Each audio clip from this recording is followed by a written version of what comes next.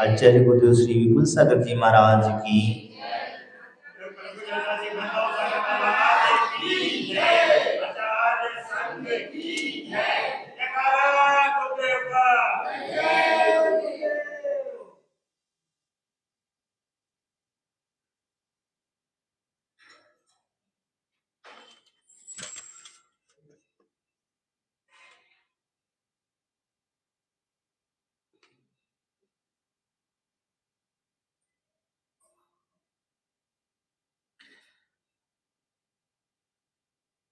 समता समारी तुति उचारे, बंदे नाजिन देवी को।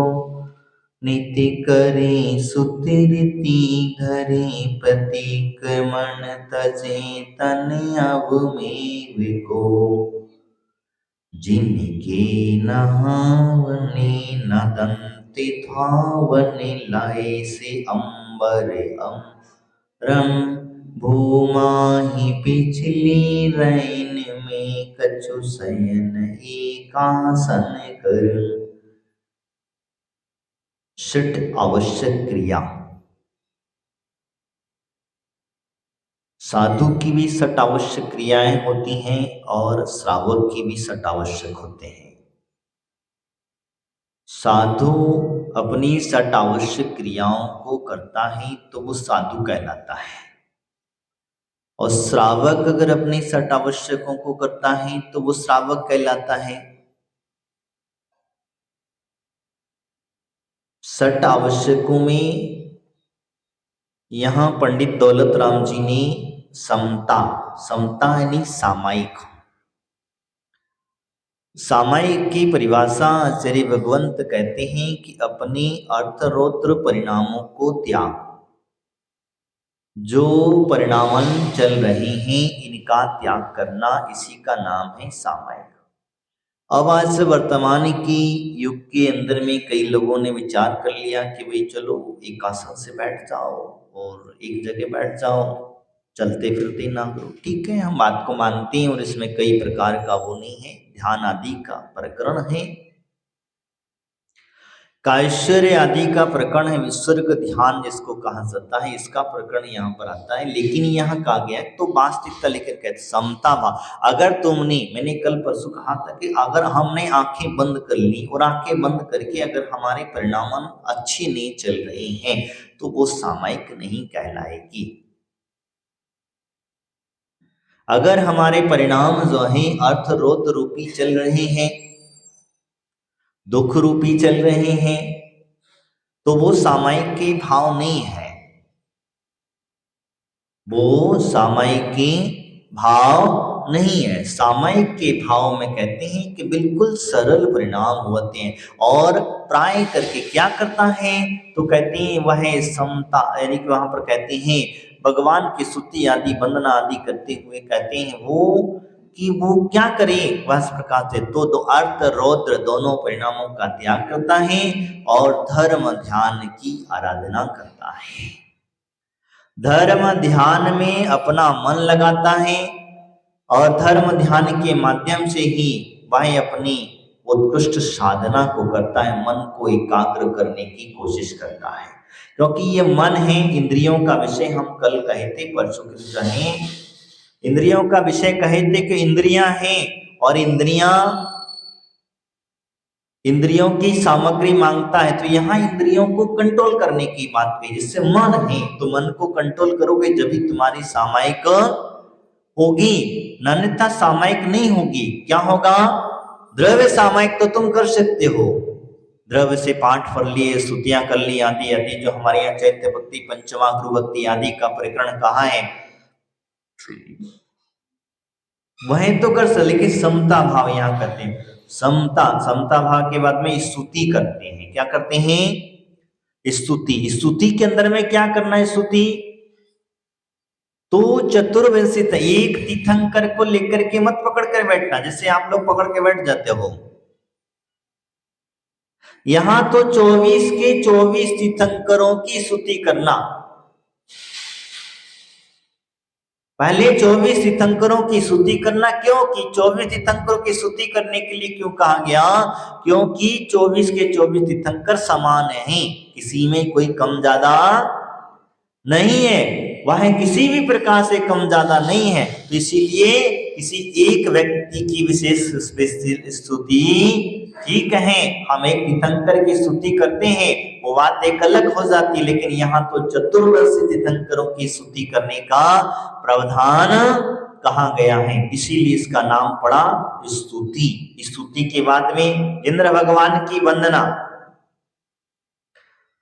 वंदना, भगवान की वंदना करना। अब भगवान की वंदना क्या करना? तो जैसे हम सुबह उठते हैं, भगवान के दर्शन आदि करते हैं, तो ये वंदना है। इसीलिए हमें भगवान की वंदना आदि करना चाहिए। अब इसको वंदना करने के नमस्कार आदि करना, वंदना करना ये कहा जाता है, तो ये वंदना की स्थिति कही जाती है। अब इसके प्रकार पश्चात कहते हैं वंदना भाव हमारे वही है, चाहे आपके यहाँ जितने भी तीर्थंकर हैं, जितने भी भगवान हैं, जितनी भी प्रतिमाएं हैं, उन सभी की वंदना करना चाहिए। अब तुम लोग क्या करते हो? मून लाइक का कर लिया, हो गई। बाकी कितने सारे भगवान क्यों बिठाए तुमने? हाँ, इतने सारे भगवान हमारी वेदियों पर बैठे हुए हैं, तो क्या उनकी पूजा वंदना नहीं करना? हाँ, करना कि नहीं करना? करना। हमारे तो कहते हैं कि एक एक तीर्थंकर की वंदना करना चाहिए, स्तुति वंदना करना। अब हम लोग वंदना करने के प्रधान में कहें तो मैंने बीच में आप लोगों को शायद बताया था, 3 बार उठा बैठक करना। क्या? 3 बार उठा बैठा यानी कि उठ करके नमस्कारव्रत करना, 3 आवृत पूर्वक भगवान को नमस्कार करना। अब आजकल क्या हो गया महाराज, का करें, कमर में दर्द है, बैठे नहीं जाता है, उठे नहीं जाता है, तो हम क्या करते हैं? खड़े खड़े ही। अगर पहले से तुमने झुके होते तो ये तकलीफ होती नहीं? होती क्या? हाँ, मुझे बता, होती क्या? नहीं होती। पहले से अगर शुरू से ही तुमने अगर ये संस्कार होते, बचपन से तुम्हारे अंदर में भगवान की स्तुति विनय, जो विधिवत कही गई विनय है, उस तरीके से अगर विनय की होती, तो आज तुम्हें ये तकलीफ क्या होती? क्या नहीं होती। तो इसीलिए कहा जाता है जो व्यक्ति ज्यादा अकड़ के चलता है वो वास्तविकता कड़ जाता है। क्या? जितना देव शास्त्र गुरु के सामने जो व्यक्ति अकड़ के चलता है, वो व्यक्ति क्या अकड़ जाता है कि नहीं अकड़ जाता? वही अकड़ जाता। कर्म है भैया, कर्म किसी को नहीं छोड़ते, कर्म की व्यवस्था उसी प्रकार से हुआ करती है। इसीलिए मैं यहाँ पर चर्चा कर रहा था मुनियों की 6 आवश्यकों की। तो भगवान जिनकी वंदना करते हैं, क्या करते हैं? भगवान इंद्र की वंदना करते हैं। तत्पश्चात इन्होंने चौथे नंबर पर कहा स्वाध्याय। स्वाध्याय की बात करते हुए कहते हैं मन योग को करते हैं, यानी कि वह मन से स्वाध्याय करते। ऐसे नहीं है खाली शास्त्र पढ़ रहे हैं बस पढ़ते जाओ। शब्दों को नहीं पढ़ना है उन्हें, शब्दों के साथ साथ उनको अपना मन भी उसी ग्रंथ में लगाना है। उसे एक एक शब्द को, एक एक अर्थ को, अर्थ के अर्थ को, अर्थ में और अर्थ को निकालना है और भावों की एकाग्रता लानी है। कभी कभी क्या होता है, हम शास्त्र पढ़ते पढ़ते क्या करते हैं? सो जाते हैं, नींद आ जाती है। तो कहते हैं ऐसा भी नहीं करना। शास्त्र का स्वाध्याय चल रहा है तो बिल्कुल सावधान चित्त होकर के उसे श्रवण करना। स्वाध्याय कर रहे बिल्कुल सावधानी पूर्वक, ऐसा नहीं है आलस और प्रमाणता पूर्वक नहीं। शास्त्र नीचे रखा हुआ है, आप उच्चासन से बैठे हैं, ये भी अभिनय है, विनय नहीं है।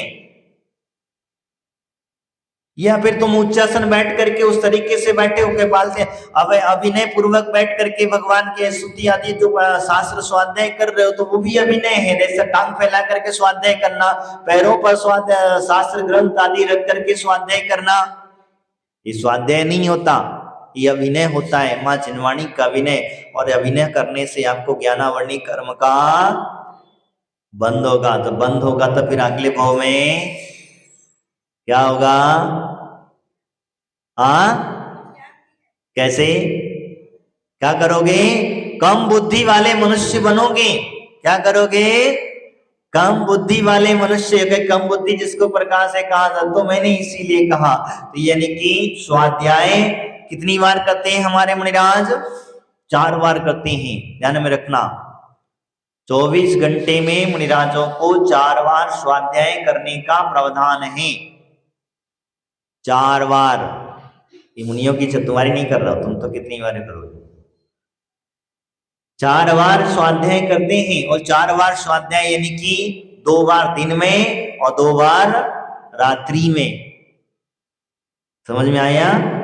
इस प्रकार से मुनिगण हमारे 4 बार स्वाध्याय करते हैं। 4 बार स्वाध्याय का प्रमाण कहा। तत्पश्चात उन्होंने कहा प्रतिक्रमण। क्या कहे? प्रतिक्रमण। प्रतिक्रमण क्यों किया जाता है? अपने पापों के प्रक्षालन के लिए। अपने जो दिन भर में 24 घंटे में यानी कि 12 घंटे 2 बार करते हैं वैसे मुनिराज, दिन का प्रतिक्रमण अलग, रात्रि का प्रतिक्रमण अलग होता है। तो वो क्यों करते हैं प्रतिक्रमण? तो कहते हैं भैया उठने में, बैठने में, चलने में 1 इंद्रिय, 2 इंद्रिय, 3 इंद्रिय, 4 इंद्रिय आदि जो जीव हैं, अज्ञानतावशात अविवेकता पूर्वक कहीं किसी जीव का घात हो गया हो तो उन जीवों से क्षमा याचना आदि करते हैं। और इनके माध्यम से हमें जो भी पाप लगा हो या कर्म का बंध हो वो सारे के सारे मेरे मिथ्या होवे। तुम कितनी बार प्रतिक्रमण करते हो? तुम कितनी बार करते हो?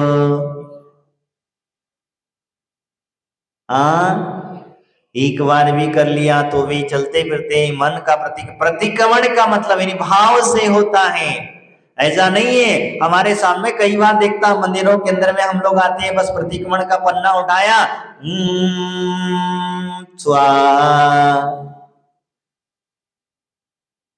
क्या हुआ?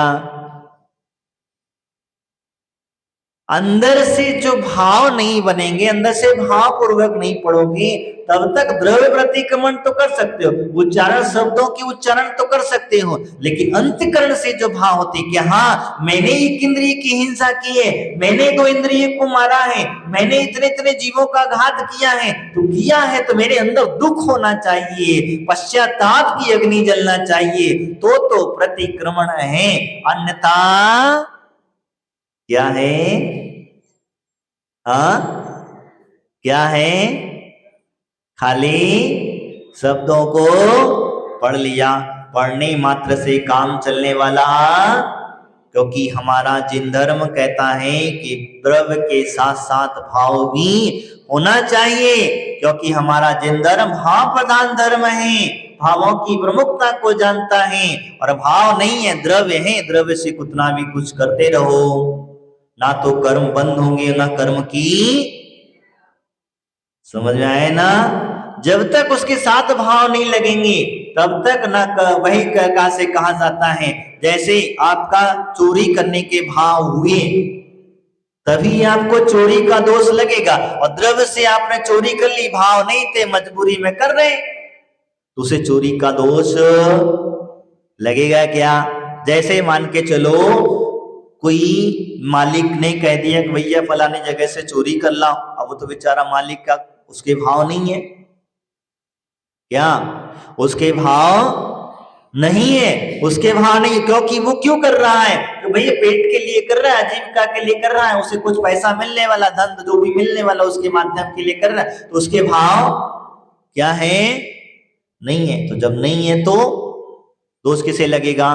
जिस व्यक्ति ने पैसा दिया, जिसने करवाया, वो तो कार्य तो उसने नहीं, दूसरे से करवाया। तो इसी प्रकार से इनको यहाँ पर लगा लेना। तो मैं आपसे कह रहा था प्रतिक्रमण, प्रतिक्रमण एक क्रिया ऐसी है, इस प्रक्रिया के लिए कहा जाता है कि प्रतिक्रमण भावपूर्वक किया जाता है, और भावपूर्वक किया हुआ प्रतिक्रमण ही हमारे पापों के प्रक्षालन का कारक बनता है। पापों की प्रक्षालन, पश्चाताप जिसको कहते हैं हम लोग जो है, उसी का नाम है प्रतिक्रमण। आगे कहा उन्होंने 6 नंबर पर, देह से ममत्व त्याग करके कायेश्वर को करना। क्या करना? कायेश्वर। तुम कैसे करते हो?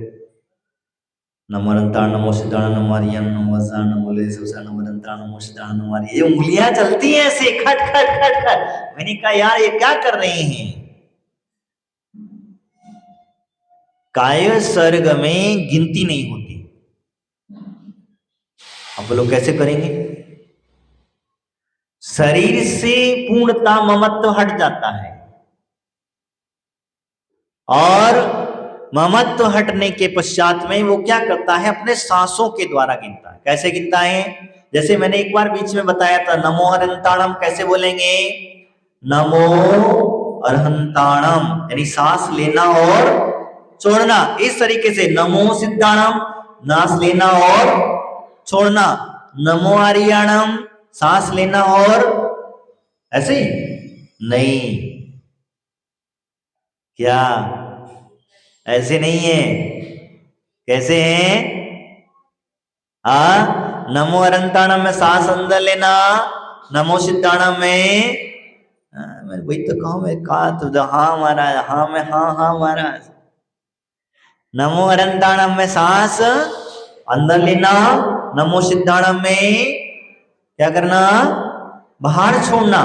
नमो आर्याणम में सांस अंदर लेना, और नमो उपध्यायणम में क्या करना? बाहर छोड़ना। नमो लोए, नमो लोए में अंदर लेना, और शब्द साउडम में बाहर छोड़ना। ऐसे 3 श्वास के माध्यम से एक बार नमोकार मंत्र का उच्चारण होता है। अब ऐसे नहीं करना इसको, नहीं तो पत्ता गड़बड़ काम हो जाएगा। भाई महाराज ने कहा था सांस उच्छ्वास के माध्यम से लेना है, तो नहीं, वहां कहते हैं बिल्कुल जैसी सांस आ रही है और जा रही है, बस वही ध्यान रखना है। क्या करना है?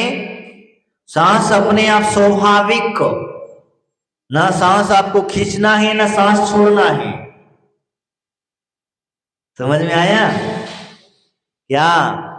ना सांस खींचना है और ना ही छोड़ना है, अपने स्वाभाविक क्रिया को करना है। इसीलिए कभी कभी कहा जाता है, कई लोग कहते हैं श्वास श्वास में नमोकारी भर दो, कहते हैं ना, भजन गाते हो ना। तो श्वास श्वास में जब नमोकार मंत्र भरोगी, इस पद्धति जो मैंने आपको बताई आज, अगर इस पद्धति से आप नमोकार मंत्र का उच्चारण करते हैं या कायस्वर्ग करते हैं, और इस कायस्वर्ग करने से अनंत कर्मों की निजरा होती है। इसीलिए तो तुम्हें आज नमोकार मंत्र का फल प्राप्त नहीं हो पा रहा है। जिस मंत्र के अंदर में अनंत शक्ति हुआ करती हो, जिस मंत्रों को मंत्रों का राजा कहा जाता हो, और राजा की आराधना करने वाला व्यक्ति दुखी, कभी कभी सोच करके विचार करने में बड़ा आश्चर्य लगता है। जिसके अंदर में, वो मंत्र के अंदर जा रहे सारे देवी देवता अपने आप उस मंत्र के उच्चारण से आकर्षित होकर के खिंचे चले आते हैं। इसकी भक्ति से, वह नमोकार मंत्र की भक्ति करने वाले व्यक्ति देवता जो है उनके पीछे पीछे चले, उनकी सिद्धियां करते हैं। ऐसे नमोकार मंत्र से 64 की 64 रिद्धियां उन्हें मुनिराजों को प्राप्त हो जाया करती हैं। तप के प्रभाव से कहा जाता है। तो ऐसे महामंत्र की आराधना करने वाला व्यक्ति आज दुखी है, परेशान है। कारण क्या है? तुम्हें नमोकार मंत्र पर श्रद्धा नहीं है। तुम मात्र क्या करते हो? बस उच्चारण करते हो, पूजा भी करते हो भगवान के, क्योंकि सारे मंत्र उन्हीं से निकले, ध्यान रखना। सारे मंत्र भी, जितने भी मंत्र हैं उस नमोकार मंत्र से निकले। और मैं कहता हूं आप 1 माला 2 माला 3 माला भी अगर डेली का नियम करके अगर इस विधि से करते हो, फिर देखना अपने आप अपने अंदर में एक ऊर्जा की लहर जागेगी और अपने आप अपने कर्मों की नजरा होने लग जाएगी। सुदर्शन सेठ ने क्या किया? सेठ सुदर्शन शमशान के अंदर में बैठा था, शमशान के अंदर में ध्यान कर रहा था और ध्यानारूढ़ हो गया। उसका ध्यान इन सांसों के माध्यम पर लग गया और वह उसको उठा करके रानी ने महल में तक ले गई, तब भी उसे अपने ध्यान से सचेत नहीं हुआ। तो यही कारण होता है बंधुओं, मेरा कहने का तात्पर्य यही है, यानी कि ममत्व, यानी कि शरीर से भी ममत्व त्याग कर देना। अगर गर्मी लग रही हो तो ध्यान मत देना, ठंडी लग रही हो तो ध्यान मत देना, 2-4-6 मच्छर काट ले तो काट लेने देना, कोई ने आकर के तुम्हारे ऊपर उपसर्ग कर दिया तो करने देना। क्यों करने देना मैं कह रहा हूं? क्योंकि तुम्हारा ध्यान मात्र और मात्र उस नमोकार मंत्र पर होना चाहिए। और जब उपसर्ग होगा तो आपके ऊपर जब उपसर्ग होगा तो कर्म की निजरा और जल्दी होगी। क्या होगा? कर्म की निजरा जल्दी करना है ना, कर्म काटना है। तो फिर ये मत करना है यार गर्मी लग रही है तो पंखा चला ले। क्या नमोकार मंत्र का उच्चारण करते समय अगर कोई व्यक्ति शिला पर खड़ा है या कर रहा है या आपको कहीं धक्का दे देते कुछ देर बस गैर ध्यान है, नहीं ध्यान, उस प्रकार से कहा जाता है। इसीलिए मैंने आपको बताया विसर्ग जिसको कहते हैं अपनी देह आदि से ममत्व को त्याग करना। क्या करना? ममत्व का त्याग करना। बस देखना इसका बहुत बड़ा चमत्कार हुआ करता है।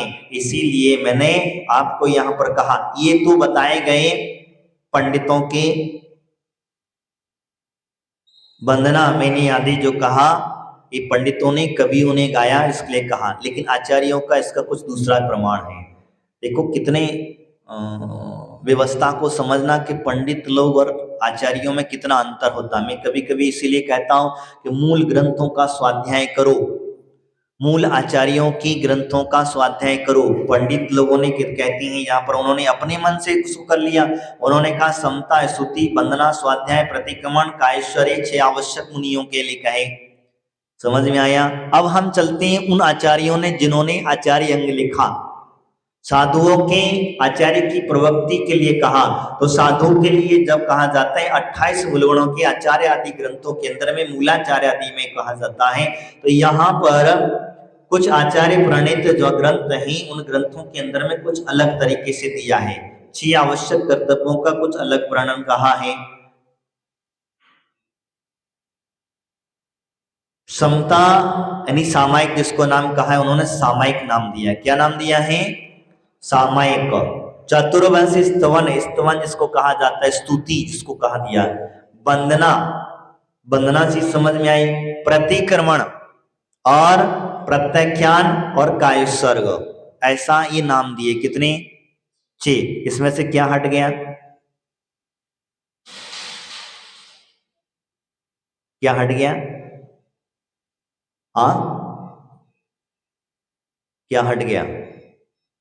स्वाध्याय। क्या हट गया? स्वाध्याय। ये पंडितों के उनमें और मुनियों की ग्रंथों में इतना अंतर पड़ जाता है। समझ में आया? मैं आपको इसलिए बता रहा हूं कि कभी कभी हम कुछ गलतियां इस प्रकार से कर देते हैं तो इस प्रकार से कहा जाता है। तो वहां वह क्या बढ़ गया? तो प्रत्याख्यान। क्या बढ़ गया? प्रत्याख्यान बढ़ गया और स्वाध्याय हट गया। स्वाध्याय हटा, प्रत्याख्यान। प्रत्याख्यान का मतलब क्या होता है? मुनिराज डेली प्रत्याख्यान करते हैं। क्या? प्रतिक्रमण नहीं। प्रत्याख्यान का मतलब होता है जैसे आहारचर्या आदि के बाद में मुनिराज प्रत्याख्यान करते हैं। क्या करते हैं? प्रत्याख्यान करते हैं। और प्रत्याख्यान के मतलब ये होता है कि जैसे हमने अब आहार नहीं करेंगे। कब तक के लिए नहीं करेंगे? अगले दिन जब तक हम आहारचर्या आदि को नहीं उठेंगे तब तक के लिए हमारा प्रत्याख्यान है फला वस्तु का। इसमें कई कई प्रत्याख्यानों के अंदर में ये भी हो जाता है कि भाई फलान वस्तु का त्याग जीवन त्याग, फलानी वस्तु का जीवन त्याग, ये प्रत्याख्यान के अंतर्गत आता है, त्याग के अंतर्गत कहा जाता है। लेकिन ये त्याग नहीं, हमारे यहाँ मुनिराजों को प्रत्याख्यान करने के लिए कहा जाता है, तो प्रत्याख्यान के अंतर्गत में इस बात को लिया जाता है। मैं आपको इसलिए थोड़ा सा संक्षिप्त में बताया क्योंकि ये वास्तविकता में स्वाध्याय तो मुनिराज करते ही करते हैं, लेकिन ये चर्या साधु की हुआ करती है। तो साधु की मूल चर्या क्या है? मूल चर्या के अंदर में आचार्य भगवंतों ने कहा, क्योंकि ग्रंथों के अंदर में उन्होंने सबसे मूलाचार अनागर धर्मामृत आदि आचार्य प्रणीत आचार्य ग्रंथ आदि सामायिक, पहला साधु का कर्तव्य होता है सामायिक, दूसरा कर्तव्य होता है स्तुति।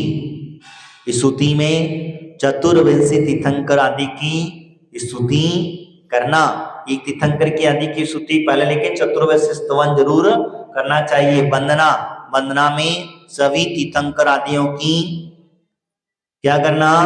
प्रतिमा आदियों की वंदना करना, गुरुराजों की भी वंदना करना, गुरुओं की भी वंदना की जाती कि नहीं की जाती? आचार्य उपाध्याय की वंदना करना, ये वंदना का प्रावधान कहा। तत्पश्चात उन्होंने कहा प्रतिक्रमण। क्या कहा? प्रतिक्रमण की व्याख्या मैंने आपको अच्छी तरीके से बता दी। प्रतिक्रमण के बाद में प्रत्याख्यान कहा। क्या कहा? प्रत्याख्यान कहा। और तत्पश्चात उन्होंने कहा कायोत्सर्ग। कायोत्सर्ग यानी कि काय से ममत्व भाव का क्या करना? त्याग करना। समझ में आया? नहीं आया? आ गया होगा। ऐसे कितने कायोत्सर्ग करते हैं मुनिराज हमारे? अब आपको और बता दो, 4 नहीं 28 करते हैं।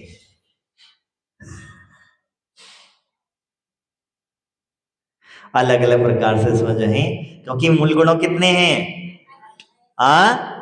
कितने मूल गुण हैं? मूल गुण 28 है। ये उनकी वर्णन यहाँ पर चल रहा है। कितने, किसका चल रहा है वर्णन? ये साधु के मूल गुणों का वर्णन चल रहा है। मूल गुणों के अंतर्गत में होता है 6 आवश्यक। समझ में आ गए? अब आपके भी आवश्यक आपको धीरे धीरे मैं बता चुका हूं, पहले बताया हूं आपके आवश्यक। क्या आपके जो आवश्यक हैं वो मैं पहले बताया, पर ये आवश्यक है, करना ही करना है। इसलिए मैं अब आपको बार बार जोर दे रहा हूं। क्यों? क्योंकि आप जब जान लेंगे कि भैया ये महाराज की आवश्यक क्रिया है, तो हम इसमें किसी प्रकार का विघ्न। अब कभी कभी होता क्या है, जैसे महाराज प्रतिक्रमण कर रहे हैं और महाराज के प्रतिक्रमण करने के समय पर हम पहुंच गए, तो महाराज हमारी सुनो। क्या ऐसी हमारी दादी अम्मा पहुंच जाती है कभी कभी, महाराज मेरी अंगूठी बताओ। अब महाराज कहां से ले आए? रोज रोज रोज बोल जाते, कहते महाराज मेरी अंगूठी बताओ। और अंगूठी हमें कहाँ कहीं बता दे। कहने का तात्पर्य मैंने एक उदाहरण के तौर बताए, किसी प्रकार की वो नहीं है, किसी की टीका टिप्पणी नहीं है, वो उनके भाव है। वे महाराज को जो बता दे तो बता दे, अब इसलिए भाव बनाती है। लेकिन कहने का तात्पर्य मेरा ये है कि हम लोग जो है हमारे साधु गणों के चर्या में विघ्न नहीं डालें। जैसे महाराज का सामायिक का समय है, तो सामायिक के समय में अपन दर्शन के लालची होते हैं। महाराज माता दर्शन लालची होती है, तो कहते हैं महाराज पता है आपको कि महाराज सामायिक पे बैठे हैं, क्या समय हो गया है, 11:30 12 बज रहे हैं, 2 बजे तक सामायिक महाराज की रहेगी, 2:30 बजे तक रहे, तो हम फिर भी महाराज महाराज, तो हम क्यों अंतराय डालते हैं? समझ में आया ना? तो अंतराय ध्यान में आ गया। प्रतिक्रमण करते समय कभी अंतराय नहीं डालना। स्तुति वंदना आदि मुनिराज हमारे कर रहे हैं, अगर स्तुति पढ़ रहे हैं तो हम जाके जोर जोर से उदक चंदन तंदुल पुष्प कहीं चरसुदीप नहीं बोलना। क्या समझ में आया? अगर कोई स्तुति कर रहे हैं, कोई वंदना कर रहे हैं तो अपन अपना अर्घ बड़े मौन पूर्वक सम्मान भक्ति पूर्वक, ऐसा नहीं कहते कि हम नहीं चढ़ाना, चढ़ाना, लेकिन भक्ति पूर्वक सावधानी पूर्वक चढ़ाना, क्योंकि हमें भी महाराज की स्तुति आदि में विघ्न, समझ में आ रहा ना? स्तुति आदि में विघ्न कोई भी हो, हम नहीं, कोई भी मुनिराज हो, ध्यान रखना। मैं इसे क्यों आपको ये बता रहा हूं, क्योंकि ये गलतियां श्रावकों से होती हैं, और जब श्रावक गलती कर लेता है तो इससे क्या होता है, अपने कर्म का बंध करता है। मैं तो बस इसलिए बता रहा हूं कि आप अपने कर्मों के बंधनों से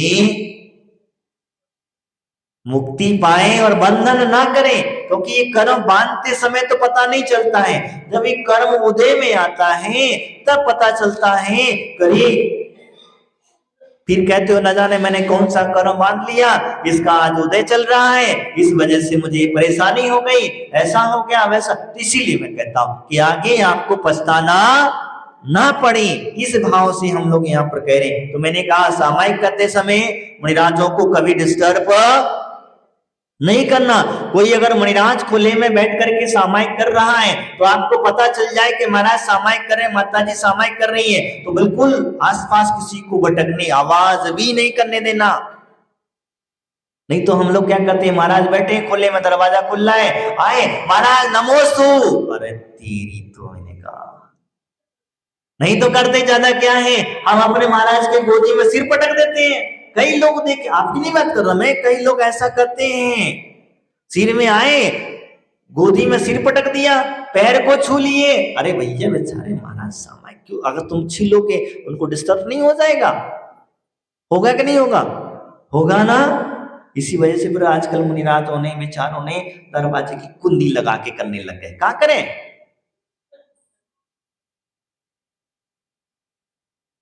नहीं तो हम लोगों को दरवाजे की कुंडी लगाने की जरूरत नहीं है। मैंने बताया ना धर्म सागर जी महाराज जी का उदाहरण तुम लोगों को, शांति सागर जी महाराज जी के बारे में बताया था मैंने। वो आचार्य महाराज ऐसे महान हुए तो वो कहते हैं कभी अपने दरवाजों की कुंडी,